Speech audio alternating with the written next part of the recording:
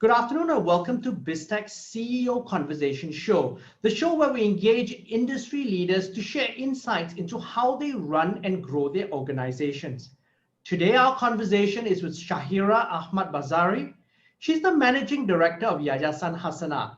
Yayasan Hasanah was started as an independent grant-making foundation in July 2015 with the aim of creating greater impact that complements Khazanah's efforts in developing Malaysia into a globally competitive nation. Now, Shahira, welcome to the show. Thank you, Brian. Now, Shahira, for having let's me. start by you giving us an overview of Yayasan Hasanah, how you were started and how you're funded. Thank you. Thank you for that question. It's nice to see you again, Brian.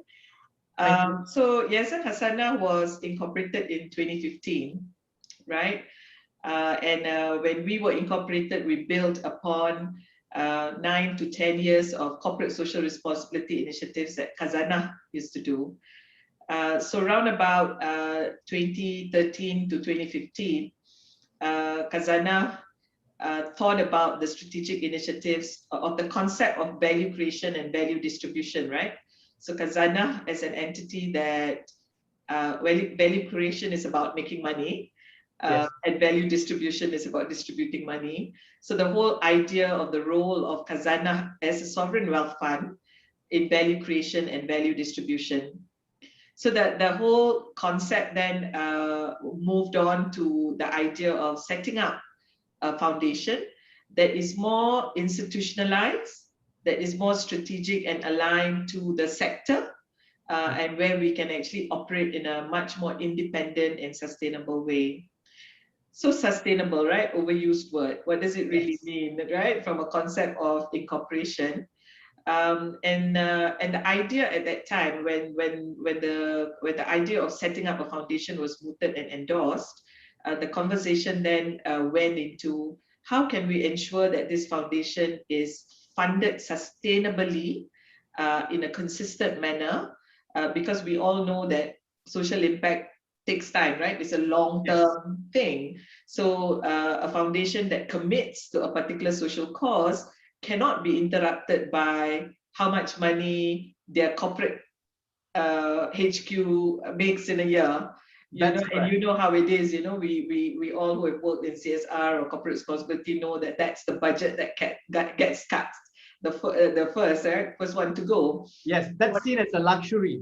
Correct. So to ensure sustainability so that our programs that we invest over a long period of time don't get interrupted, Khazanah actually endowed the foundation with an endowment, with a sizable endowment.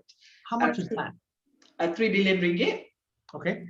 So that Yayasan Hasanah can operate from the returns of that capital, from that endowment, into perpetuity. So we no longer are vulnerable or dependent on an annual budget coming from corporate or HQ. So we're independent in that sense. We were gifted with the endowment and we operate from the returns of that endowment. Depending on a 3 to 5% return, we operate anywhere between 100 million to 120 million per annum. That the foundation then was able to look at our programs in a long-term manner, and as you would see from our collaterals that's available online, we invest in 5 focus areas. So we invest in education, in community development, in environmental issues, arts and public spaces, as well as knowledge and research, because we strongly believe that any programs that we do needs to be evidence-based, needs to be supported by robust research, so that it's not just all about the heart, right? Yes. Because it is a sector that is big on the heart, and we need to find a balance to that, right? Shahira, I think you hit the nail on the head, because this sector, the non-profit and NGO sector as such, traditionally, until perhaps I think the catalyst for change was the Bill and Melinda Gates Foundation, where it was much more evidence-based and KPI-driven, outcomes-driven, objectives-driven funding. And that's where you're coming from, correct? Absolutely. But we still need to balance the sector, because the sector is not your typical annual P&L. Everything is hard numbers, you know. Yes. You may have a KPI that you can't achieve because it just didn't stop raining and the farmers couldn't go out to harvest, right?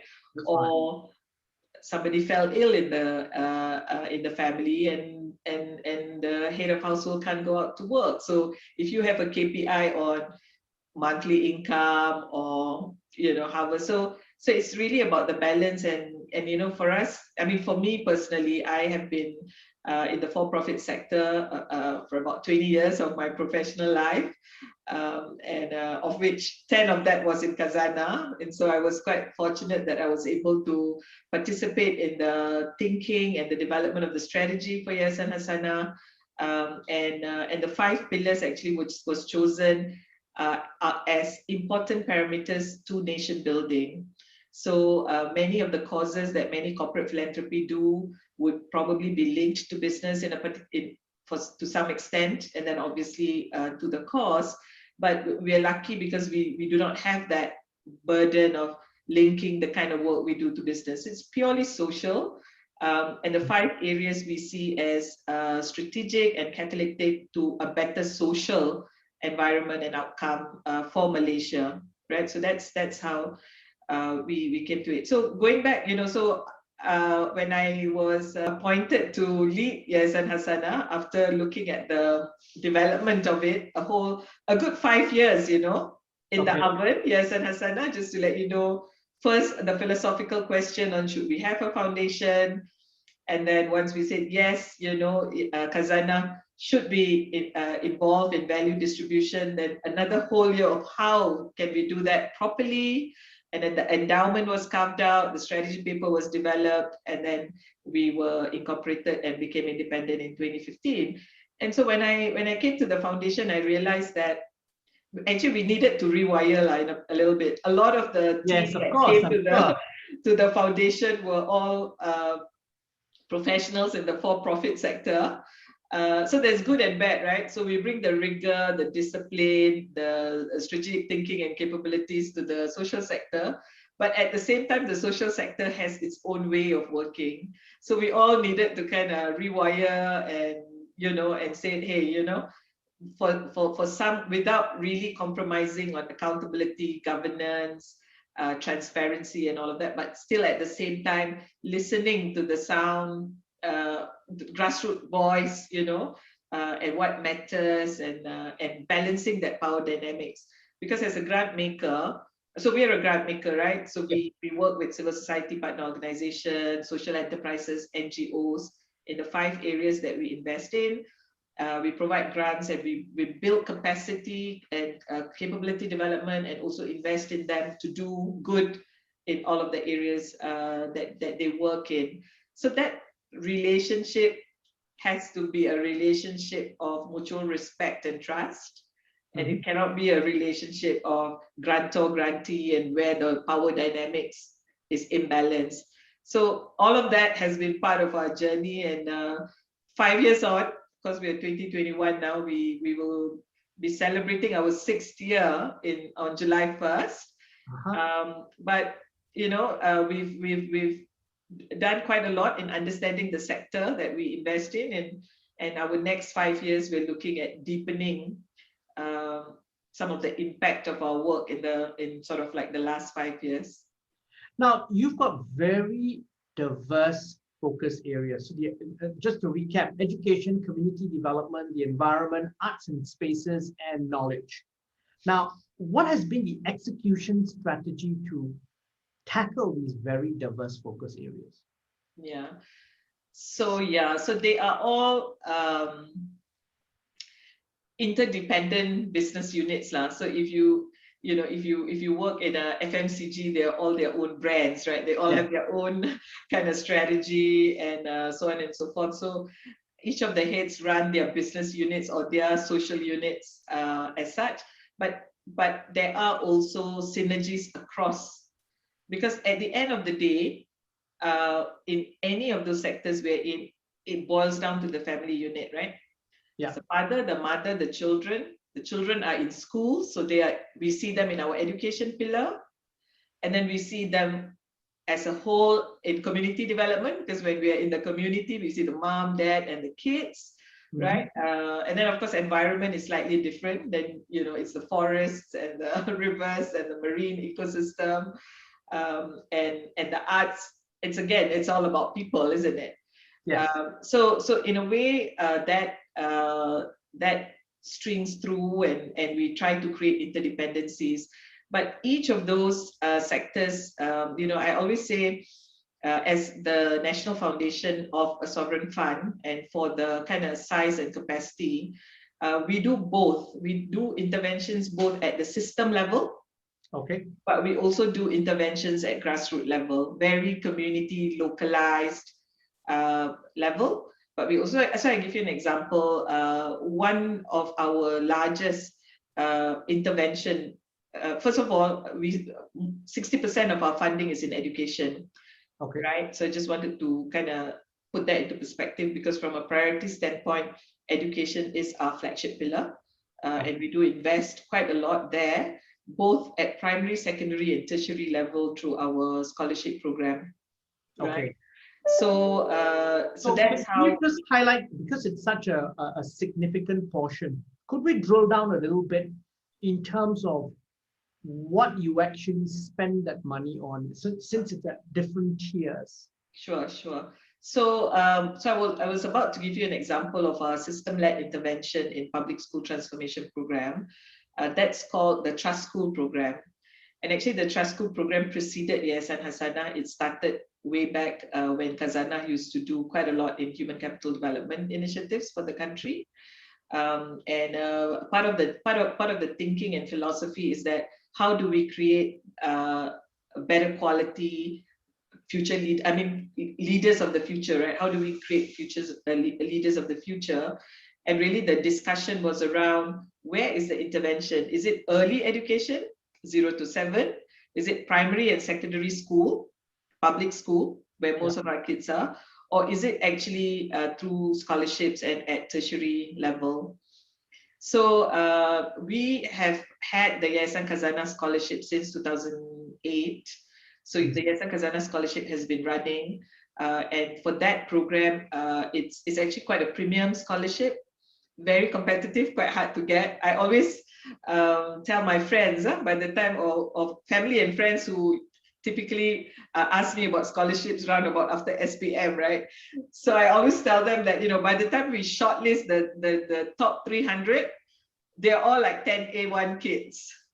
Okay. Right? Like they're all, so how do you sift through the 10A1s, So these are very competitive, but they go to the top 20 universities in the world to study, it's quite diverse, the areas of study. So that's our scholarship program. But then we said we probably need to do something at our primary and secondary school children. So the Trust School program, Brian, was a private-public sector partnership with MOE. Okay. That we did way back in I believe it was 2013, thereabouts. And basically what that happens, that the philosophy of the Trust School is that using the same curriculum, the same, teachers and students. So can we have a better student outcome? Can we have students that are more confident, that are able to problem solve, that are able to communicate well, that has got stronger basic literacy, numeracy capabilities, for example. So there are 7 or 8 student outcome measures. Okay. And basically the idea is to demonstrate that by just changing certain things, for example, teacher leadership, pedagogy, how you teach, with the same curriculum, just adjusting how you teach. And then we look at student potential. How do you maximize? How do you identify potential in your students? And the 4th one is the parents' engagement. So this is the 4 thrust of the Trust School. And it was a private-led initiative together with MOE to demonstrate that if you do these 4 things well, you will actually have better student outcome. Student would be a lot more confident. So, you know, it's simple things like even changing the way they sit in the classroom. You know, is it a teacher-centered learning or a student-centered learning? Teachers are just facilitators. So, you know, so that's the trust school. I mean, trust school, I would say it's not cheap.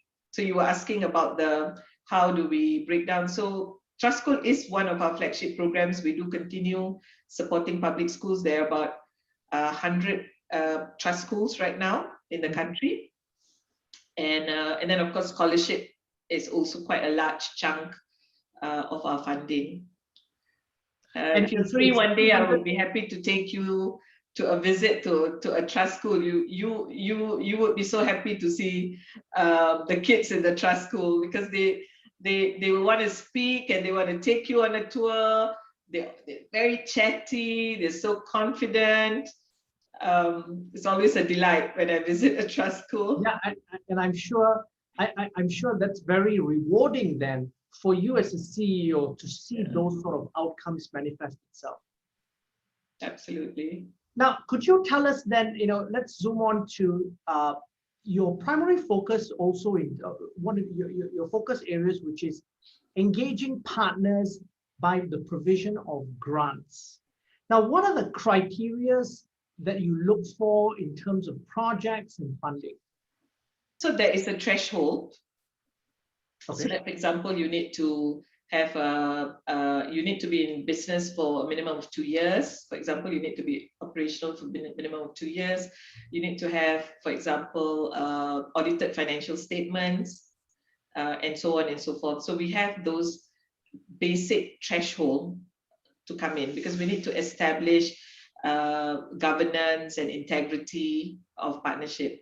And then as you come in and apply for the program, obviously your proposal needs to be aligned to our focus areas, one of the 5, which has got its sub-priority areas.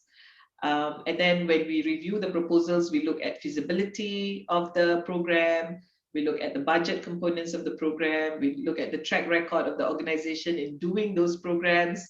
And over the years, you know, we have built our own internal expertise as well in trying to understand how feasible these projects are within the given time frame. So typically we award anywhere between 1 year to 3 years. So we are a multi-year donor, and you know, you can keep applying once you're done, because like I said, quite a lot of these projects sometimes takes time to actually manifest the impact.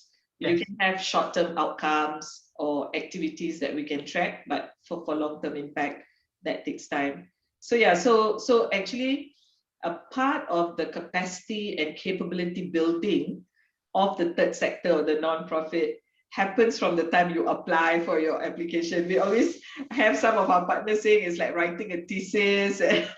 But I think one of the key things is also, as you correctly pointed out, if you want to maintain integrity of the process and ensure that it's aligned with your objectives and the potential outcomes are also aligned with what you expect, there needs to be rigor in the process. Yeah, absolutely. So we're not overly apologetic about the process. We do have partners who comes and say, oh my God, it's like writing a thesis. And I say, it's okay, go through. And we're quite high touch in that sense. We sit with them, we have open days, we explain how to do it, because obviously our NGOs have varying capacities and capabilities. They're very good at what they do with the community, but maybe in some areas they would need help. So we do that, and we said, you know, if you can get through this threshold and apply, it's actually building your organizational capacity. And when they become a partner, Brian, they go through multiple trainings, fundraising, impact assessment frameworks, due diligence, and all of this over the years. Partners that has been with us over the years says that that experience has helped them got other fundings from other donors. Yeah, because what you're doing is capacity building, isn't it? Yeah. The partners themselves. Correct. And even international funding. They were able to get international funding because they're now able to articulate what they do and demonstrate the integrity and governance of their work a lot better and clearer. So that has been beneficial for the partners over the time now. Shahira, another interesting project which doesn't get a lot of mention, but I thought was very interesting was your Cherde program, which has 150 million ringgit of funding from 22 GLCs and GLICs. Could you tell us a little bit more of what that's all about and what the objectives are? Sure, sure. I'd be happy to do that.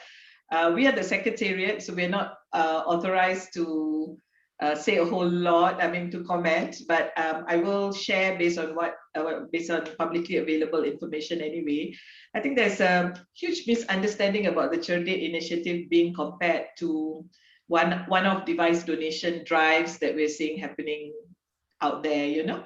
So if, you know, Brian, if you have some extra money, you want to go get something and just give it out to the kids, because admittedly, yes, all of these kids needs immediate assistance, and those are all great initiatives.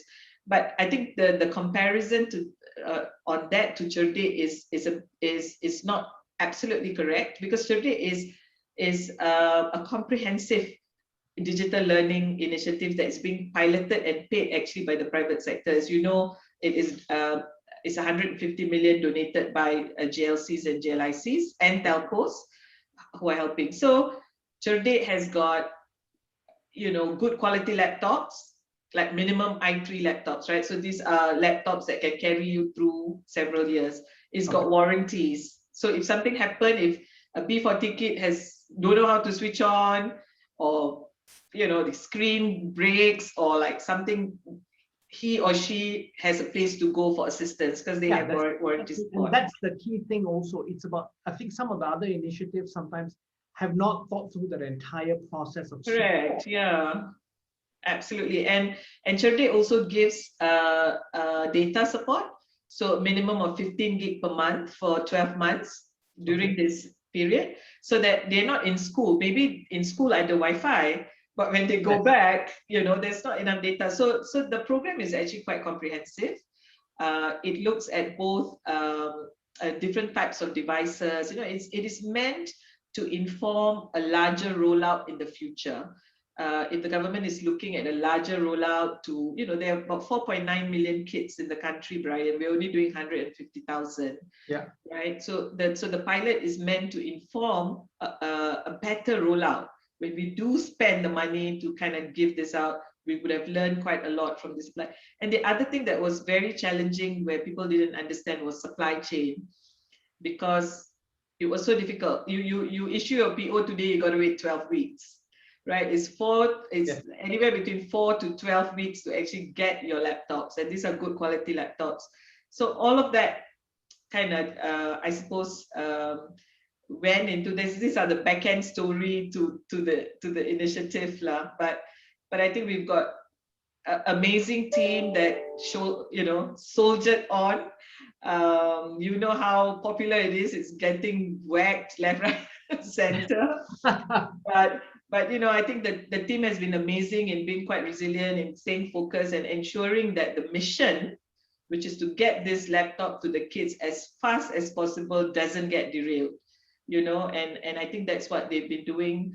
And laptops have been going out, and then now MCO, so they have to think about drive-throughs and house visits. So it's not easy, you know. Now, Shahira, let's talk about Yayasan Hasanah in 2020. What were your key achievements and what was the impact on the ground? Yeah, so of course, 2020 was the beginning of the pandemic. 18 March, we went on lockdown. Yeah. And you know, pre-pandemic, we were already doing quite a lot of social vulnerabilities, right? There were so many vulnerabilities already. Absolutely. And then the pandemic happened. So it was very difficult for many of our B40 communities and beneficiaries that we've been assisting. But 2020 was a breakthrough year for us, Brian. You know, the need was high, and we started off, I remember around about 18 March, 2 days later, we have a network called the GLC Disaster Relief Network. And this network has been in operation, and usually the GLCs comes together during flooding, monsoon season, we mobilized JLC assets like gen sets and all of that to help. So we've always been responding to the annual floods. But this time the pandemic happened. Of course, nobody knew how to respond to a pandemic. Yes. But the GDRN came together, and actually, I'm not even making this up. We sent out through WhatsApp a term of reference, and we had so many companies calling and saying, I really like to support. And that was the time, if you remember, where there were no PPEs, we needed ventilators, and Right. that was a global supply thing. Nobody knew how to buy even these things, right? So we partnered with the Ministry of Health through Phamaniaga and got that going. So 29 companies donated about 95 million ringgit through that initiative, which was amazing, right? And it was just about coordination. It was a story of the power of network, coordination, collaboration, and just someone to coordinate it. And YH basically, we said, okay, we will coordinate, which wasn't easy, working from home and everything. But we were very happy that went off. And then the government started announcing the various stimulus packages, and we were used to channel funds to NGOs as well. So we received funding through the Prihatin program to kind of provide grants, because we already have the system and structure, and we were able to do it fast. So and that's the key thing as well, because it's about execution, right? Getting money in the hands of people who need to help the vulnerable. Yeah. So last year, actually, Brian, we did 5 times more, 5x, the total number of projects and partners that we supported. And our humanitarian relief fund was deployed within 72 hours. And our Prihatin Hasanah special grant was deployed within 30 days. Even we have not done that kind of speed before. Yeah, but I think that was the spirit, right? And I wanted to say, people sometimes ask me, what is the meaning of Hasanah? Hasanah means doing good. It's an Arabic word that means doing good. And that was what we witnessed in 2020. Not only the very small Hasanah team that worked round the clock to do this 5x deployment, but our civil society partners and all the network, even some of our private companies, peer foundations, we all work together.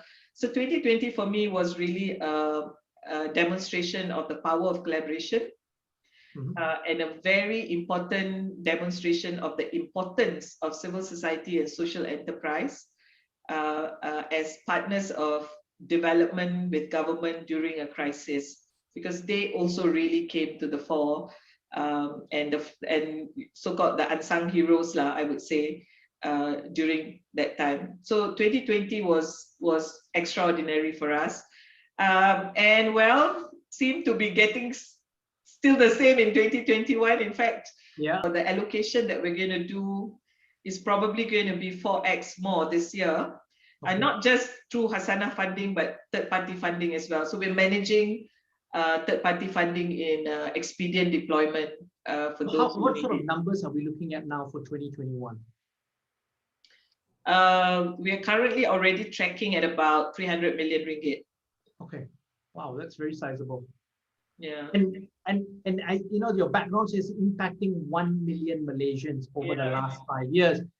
How that 300 million ringgit, how many Malaysians is that going to impact? Not sure, haven't counted it yet. Not a problem. But Shahira, what is your plan now? Final question, moving forward with Yayasan Hasanah. You're going to celebrate your 6th anniversary in a couple of days. What's the plan moving forward? Yeah, so the pandemic has disrupted us as well, Brian, as it has disrupted every other business. For us, it just made us work harder and getting the aid out as fast as possible. So we are going to continue to stay true to the 5 pillars of work that we have committed to do. We will continue to focus on our scholarships, public school transformation, community leadership, looking at the Central Forest Pine and the preservation of the forest, and all of that you see that we've committed to do, we will continue to do. But additionally to that, I think 2020 and 2021 is about COVID response. And you'll see that actually in 2020, 80% of our work was COVID response. And well into 2021, looks like it's still about there, maybe 60, 70% is still about COVID response. So, I'm really hoping for better days ahead, where we can go and do the other things that was pre-pandemic. Our forests are still, our trees are still falling, our education still needs help. Some of the B40 students still need help. So these are like, multifolds of challenges. And I think we, as a country, we do have the resilience, and people with big hearts. Actually, I think we need to give it to Malaysians. We always come together in some kind of disorganized chaos, whatever, but we always come together to help and support. And really that was witnessed very much in 2020 and 2021. So, we have to kind of have a balance of going with the flow in a way, because there's still so much uncertainties. But we do have a solid strategic action plan for the next 5 years that we will try to do as much as we can in these uncertain times. Shahira, thank you very much for taking your time to be on the show and telling us really about what Yayasan Hasanah really does. I'm much more enlightened now in terms of what you do. Thank you, Brian, for giving us the opportunity to tell our story. Nice chatting with you. Nice chatting with you too. I'm Brian Fernandez, and I've been speaking to Shahira Ahmad Bazari, Managing Director of Yayasan Hasanah, on Biztech CEO Conversation Show. This video will be on our Facebook and our LinkedIn page, as well as our website, www.biztech.asia. Please like and subscribe to our various pages. Thank you very much for tuning in.